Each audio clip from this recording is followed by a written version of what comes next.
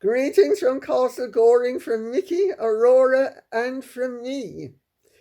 As usual, Aurora is beside me, and Mickey is at my feet, protecting them against marauders. Before we plunge in today, I need to read out something because my son Dima is handling something to do with the launch of Empress Bianca in conjunction with Murder in Monaco, the Netflix show on the 17th of December. And he has instructed me, and I need to be an obedient mama, and he has instructed me to read out a paragraph from the book, an enticing paragraph from the book. So I am going to read out the very first paragraph. When your mother is reputed to be one of the richest widows on earth, and you know that she ranks alongside Catherine the Great when it comes to getting away with murder, you tread carefully, very carefully, even when you are telephoning to offer her your congratulations. That's the very first paragraph for the book, which shows how this ruthless opportunist, one of the greatest social climbers of all time, whether fact or fiction, ends up not only with the money of two husbands whose lives she ends up costing them, but also the machinations she gets up to with her family and how she sets out to destroy their lives so that her will prevail. It has to be said that Lily Safra is not unique. Well, she may be uniquely successful in having killed two very rich husbands and got away with it ostensibly. But even then, she's not that unique because she didn't really get away with it. And she ended up having Anne Woodward's fate. But there are other women who are exemplars of really the grossest inversion of femininity. And I can think of several at the moment that I consider to be gross inversions of feminine virtues.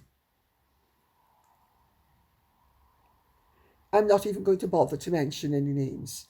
I'm sure in any lively discussion, you will know that anything that you have heard me say is going to result in the fact that I have a track record of writing books about great frauds and phonies, as well as people who are sometimes less successful as being frauds. They think they're very accomplished, but they're not.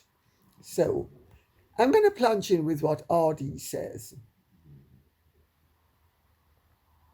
Don't you think that the king should put some pressure on his son to contact his father-in-law at this time? Actually, I don't think the king should put any pressure on Harry to contact Thomas Markle Sr. I mean, Thomas Markle Sr. is in the most dreadful situation it's possible for anybody to be in. I mean, let's remember, he's not even at this point, fully aware of the tragedy that is unfolding around him. Let's put it like that.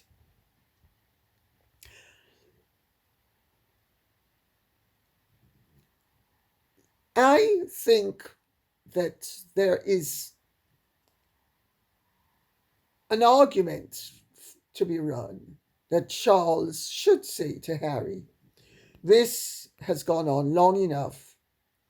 I don't care that your wife says she's going to leave you if you get in touch with her father. That is blackmail, and you have a duty to get in touch with her father. You should have done it 7 years ago. You still haven't done it. Man up. I think there's a very strong argument for Charles saying that. Of course, then you have to consider the personalities involved. And you have to consider what each of them has to gain and has to lose. In many circles, it is not regarded as desirable for a parent to be telling a child that is a fully grown adult, batting middle age, what they should and shouldn't do.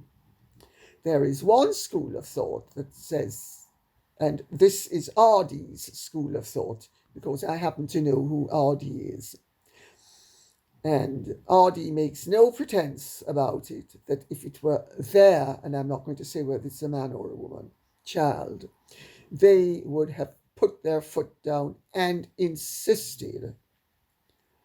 The problem with insisting in a situation like this is that you're dealing with somebody who's drug-addled, you're dealing with somebody who is actually unstable, you're dealing with somebody who's going to erupt and then throw a hissy fit for God knows how long. And nothing's still going to be done because Harry is so terrified of Meghan, and Meghan has told him time and again, every time he has broached the subject, which he has done, incidentally, about making up with her father. She has told him if he ever goes behind her back and does anything of the kind to further a reconciliation or even to get in touch with her father at all, that she will leave him. Now, why is that? I know why that is, and I suspect you know why that is as well. Because if Meghan stands by and allows Harry to interact with her father, within the first 2 hours, her carefully constructed fiction of herself, not only her past, but her present and her future, everything to do with herself, everything to do with what she is as a human being, is a total fabrication.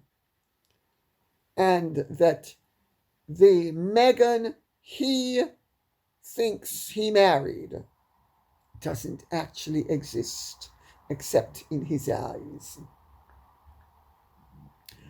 Is she going to be able to reconcile? And this is a problem that many narcissists face when they are facing exposure. Are they going to be able to reconcile a future relationship with somebody who now knows that they are in many ways the antithesis of everything they said they were? Now, some people are so attached and so in love and so over limerence, or however you want to put it, with their partners, that it doesn't matter how gross the person is, they are still going to remain attached to them. Sadly, I think my father was one of those weaklings. I suspect Harry is as well.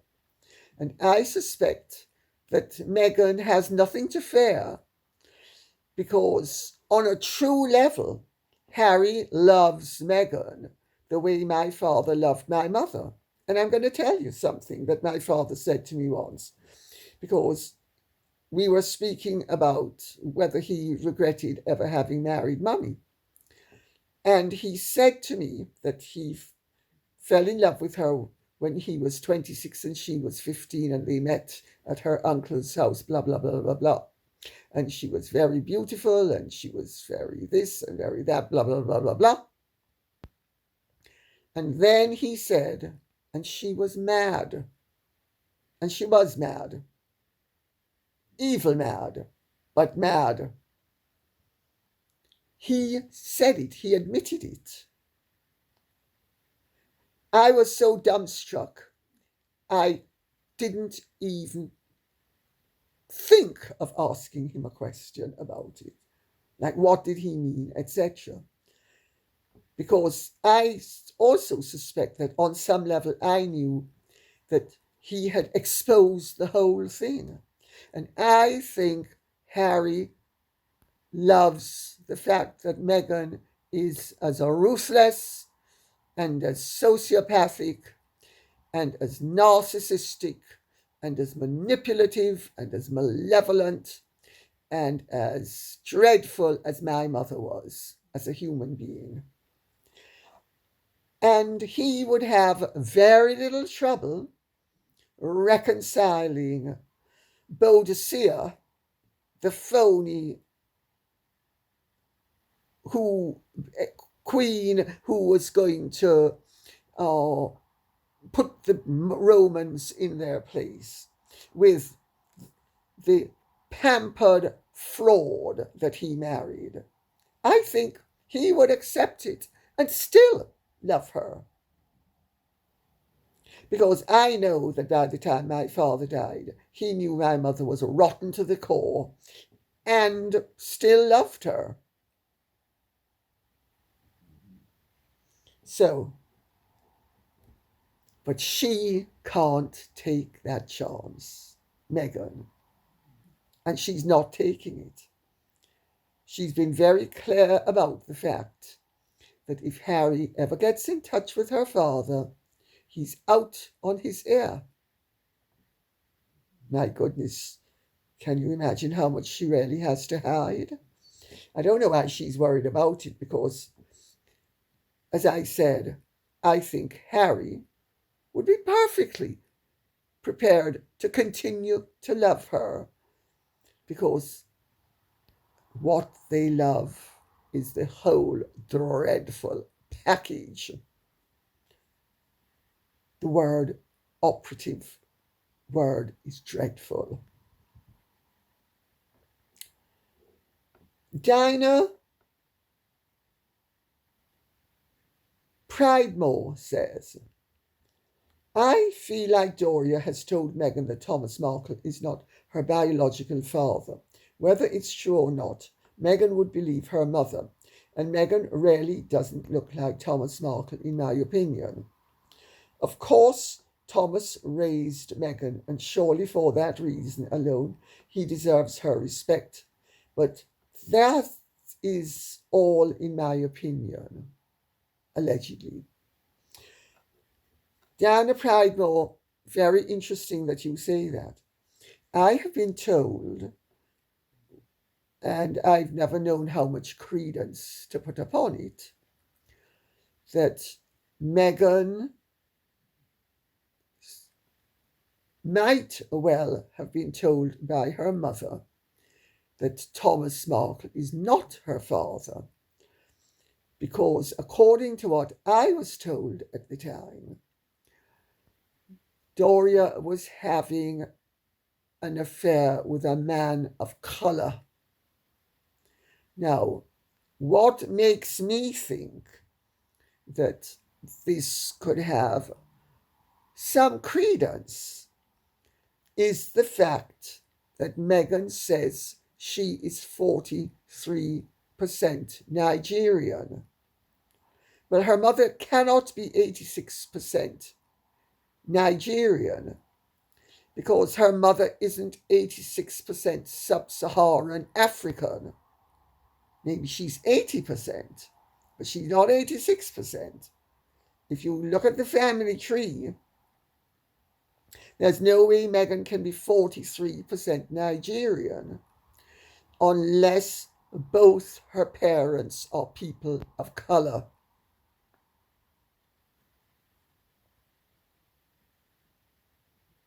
That means Thomas Markle can't be her father. So it's very perceptive of you to have alighted upon that possibility. I have no opinion of it one way or the other. I know, according to Samantha, that Doria led a very, what I would regard as a louche life while she was married to Samantha's father, and was the height of irresponsibility. And there is a type of woman who would think, I've got myself a patsy, isn't it wonderful? I am going to milk him for all it's worth. And did, because Doria did milk Thomas Markle for all he was worth as well. And so did Meghan. And if she has been able to tell her daughter that Thomas Markle isn't her father, it makes things a lot more, shall we say, understandable. Maggie P says, Hi, Lady C. What gives Meghan the authority to reject the assistance the palace was offering to her father? Does she have legal power over him in any way? It appears to me that the palace made a mistake by not reaching out to him directly. He is sound of mind. He can make his own decisions. No? Oh, yes, of course he can make his own decisions. But also, there is a way of going about things, and it would have been very presumptuous of the palace to get in touch with Meghan's parents directly and to make the offer to them directly. It would have been the height of poor form, and I'm afraid one is dealing with people who know how to behave. And the offer is made, and it is supposed to be conveyed by the person who is marrying into the family to her relations. And Meghan, obviously, for reasons which are now very apparent, were never motivated by love or kindness or anything positive, took the view that she was going to chop her father off at the knees at every turn. And ironically enough, she's ended up having it done literally as well.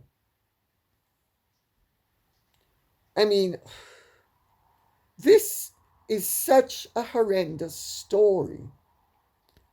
I've been saying for years now that Meghan Markle and her father are King Lear and Goneril and Regan rolled into one to make Goneregan. And I've said time and again, if it sounds like something communicable and unattractive and quite frankly repellent, it should, because it is something unappealing and repellent.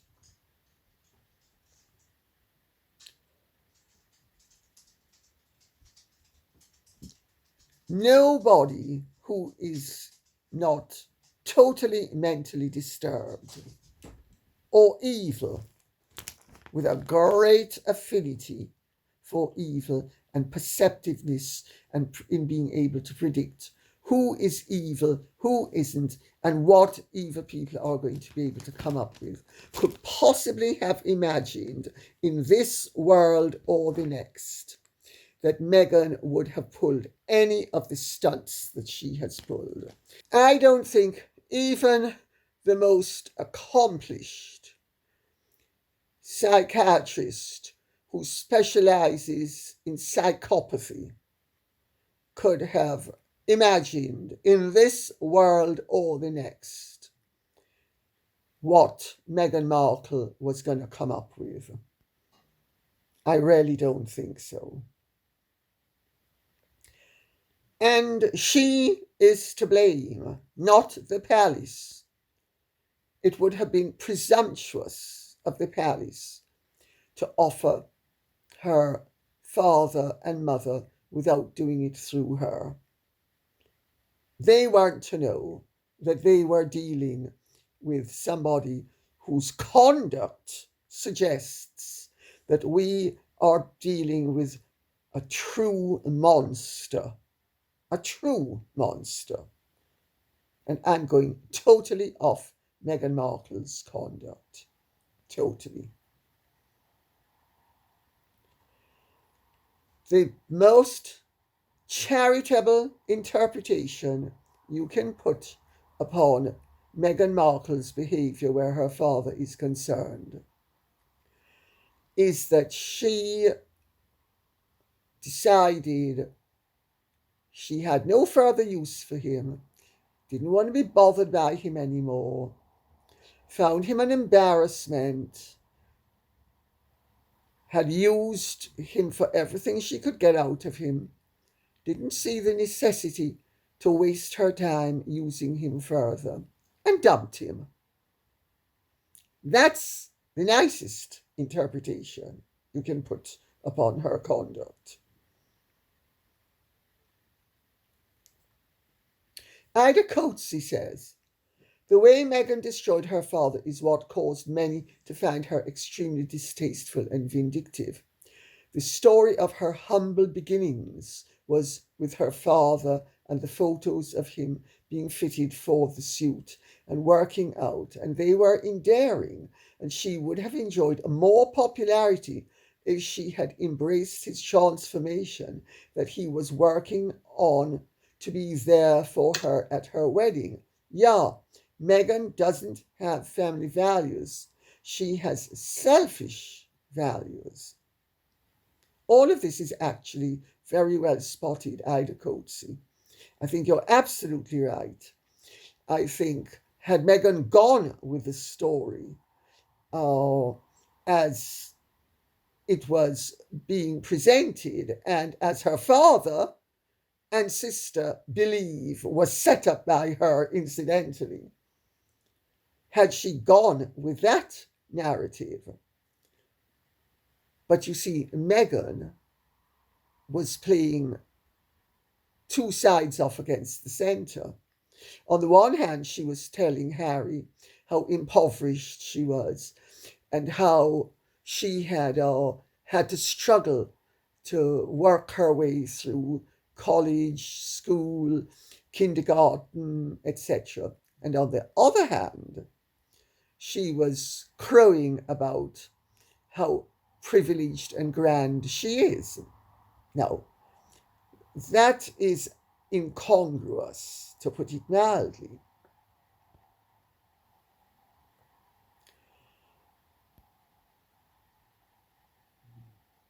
I think you're onto something, but you're onto something with someone else, not with Meghan, because Meghan can't stand any narrative but her own.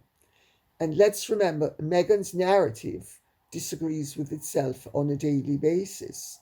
There's absolutely no consistency where any of it is concerned. But there's little doubt in my mind that she has destroyed her father. I know, because I know that my mother, to a large extent, broke my grandmother's heart. And I've had many a conversation with Thomas Markle Sr.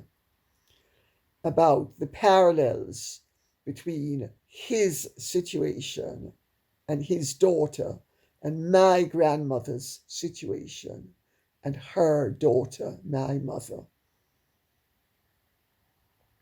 You know, there's nothing that unique about narcissism, and there's nothing that unique about people who have no scruples, no conscience, no heart. There's nothing unique about it. And the fact of the matter is, once you've got them pegged, it all falls into place. People with disordered personalities may appear on the surface to be more interesting than people with well-ordered personalities because of the discordance that exist. But once you've got past a certain stage, you realize that there is a sameness about them and a dullness and a boringness. I used to say, Mummy is so predictable in her unpredictability that it's Yawnsville, and Meghan is as well. But I think at this point, what we should all be doing is praying for Thomas Markle Sr. I mean, behind the scenes, everyone who knows and cares for him is seriously worried how he's going to cope with the knowledge of what has happened to him once he is fully compos mentis, which is not going to be happening in the next 10 to 20 minutes. Let's put it that way. I know that some people are criticizing Thomas Markle Jr.'s rants. And yes, the language is a little bit fruity. And yes, he does come across as pretty bellicose.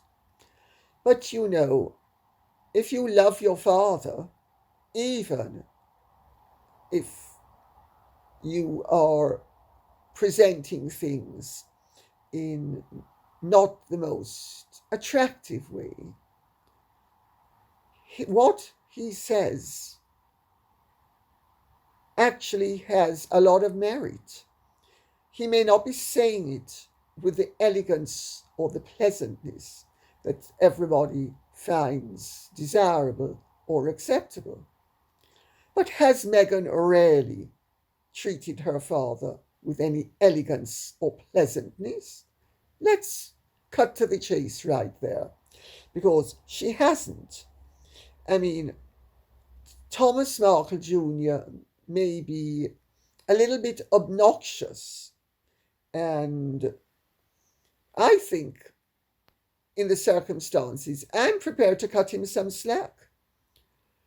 Because I'll tell you, my situation is a hell of a lot better than Thomas Markle Sr.'s. And it's no picnic for me for the next several months not to be able to walk. And as I said, my situation is infinitely preferable to his. I mean, he is hereafter, for the remainder of his life, seriously disabled.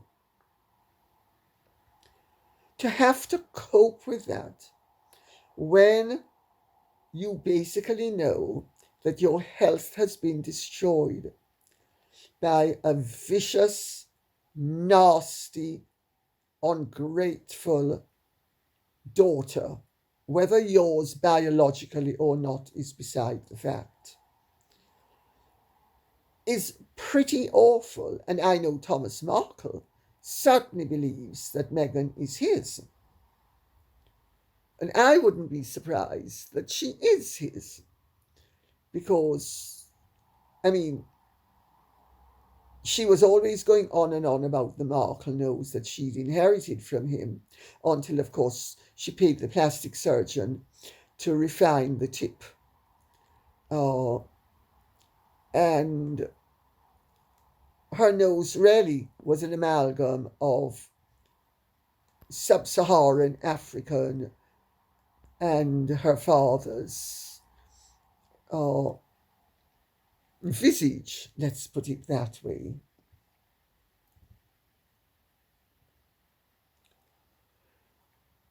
I'm not judging Thomas Markle Jr.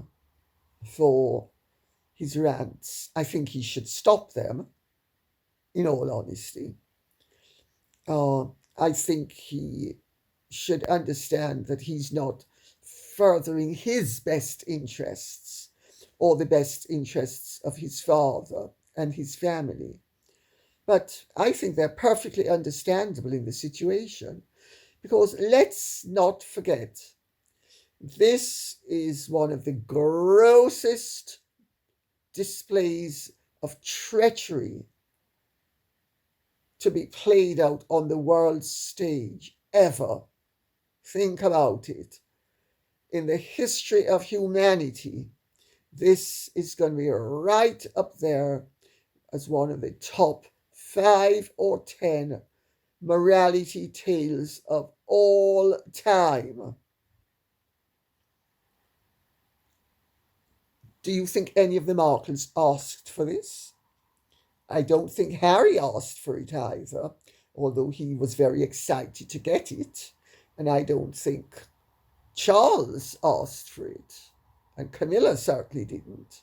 Nor did William or Catherine. Nor did the late Queen. Nor did the late Prince Philip. But everybody's been stuck with it. And there are things that I can't say, that I know, that have gone on, that would make your hair stand on end if I were able to repeat them.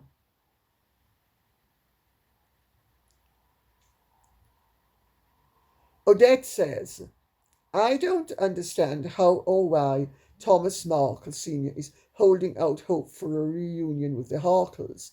After all that they have done to him, I can't help but feel he would want to just come clean about what he knows, read the truth of Megsy, and cash out. He would find himself very popular, financially compensated, and perhaps even rewarded with assistance that he needs. Why keep her secrets, knowing how evil and wicked she is? There needs to be a line in the sand. Odette? That's spoken like somebody who has absolutely no understanding of what it is to truly love a child. Sorry. My grandmother could never come to terms with the monstrosity of my mother. And Thomas Markle, I know, has to a large extent come to some, but only to some, acceptance. He has not accepted the fact that his sweet baby daughter, whom he loved for 36 years and continues to love, is a monster, any more than my grandmother could accept that my mother was a monster. And even I, who knew that my mother was a monster, still struggled until I wrote Daughter of Narcissus to understand to what extent my mother was a monster. It's very difficult when you are one of the unwilling participants in a Greek tragicomedy to actually come to terms with it emotionally and spiritually. There's also another aspect to this.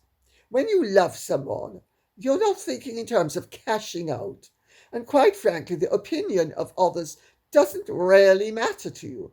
What matters is what's happening with you and with your own loved one. Coinage, monetary coinage, worldly benefit doesn't come into it. It's of absolutely no significance. And I know that my grandmother never thought in those terms, and that Thomas Markle doesn't think in those terms.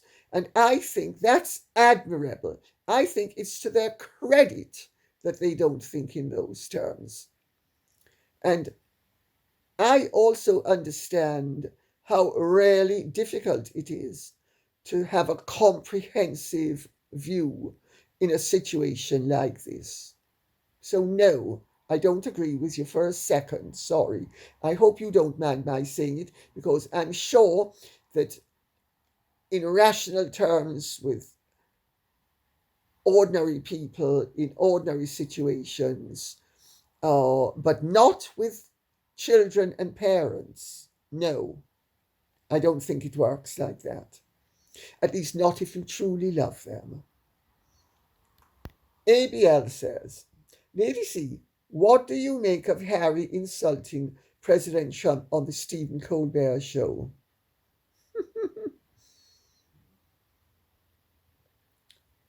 Harry is dicing, but so is Meghan. And I am told that they have a very interesting approach to the whole situation. They have now come to the realization that they could well be stripped of their titles. And they are going hell for leather before they're stripped of them to do precisely as they please. And they are also hoping that Charles will not die until a democratic administration in the United States is in situ. So they are very happy to continue playing to the Democrats. That's the interpretation that I have been enlightened with. Let's put it like that. I think they've entered a very reckless phase, and I think they're enjoying the recklessness, and they're enjoying the havoc, and they're hoping against hope it won't happen. But I suspect they know it's very likely to happen. And so Meghan was actually playing a cannier game than Harry has played. Because remember with Emily Chan in the Bloomberg interview, when she was given the opportunity to plunge the knife in and she made sure she didn't? Well, Harry has made sure he did. And he thought he was being really clever. And also he looked stoned out of his mind. I mean, good luck to them. It's a free country. Free speech exists. Let's hope that the free speech doesn't end up costing them too much, because at the rate they're going, I don't know. Do you think Mr. and Mrs. Henry Windsor has a ring to it? Pamela Schultz says, assuredly, the First Amendment applies to all US citizens. So how does the fact that Andy Signor is or is not a journalist figure at all talk about deep state cronyism? No, it's not deep state cronyism. It's the establishment protecting itself against the new wave. That's one part of it. Another part of it, it's sloppy and it's really bad legal practice, because the magistrate concerned has ruled in a way that is antithetical to all other recent rulings with regards to the fact that internet content creators are journalists, and they are. I mean, Anybody can set up their own newspaper. Just because it's the printed medium doesn't mean it has any more validity than another medium. But insofar as the First Amendment applying to all US citizens, yes, it does. But it does not apply in quite the same way with journalists. Journalists have greater protection of their sources than private citizens. So, Pamela Schultz, when you say that the First Amendment applies to all US citizens, yes, it does, but they don't have the level of protection against revealing their sources that journalists have. That is in a totally different category. So I hope that explains the situation, and I would encourage everybody to go onto Andy Signal's Popcorn Planet and give him all the support that you can, because you're not only giving support to him, you are giving support to freedom of speech, and you are shutting down the bullies and the abusers of wealth and privilege and power that Blake Lively and her husband Ryan Reynolds represent. And on that note, I'll say thank you very much for listening. I hope this has been of some interest to you. Please keep the questions and comments coming in so I will know what you'd like us to be speaking about. Okay, thank you so much. And if you have truly enjoyed this, would you care to like, share, subscribe, press the notification bell, and please hype. Thank you. Bye-bye.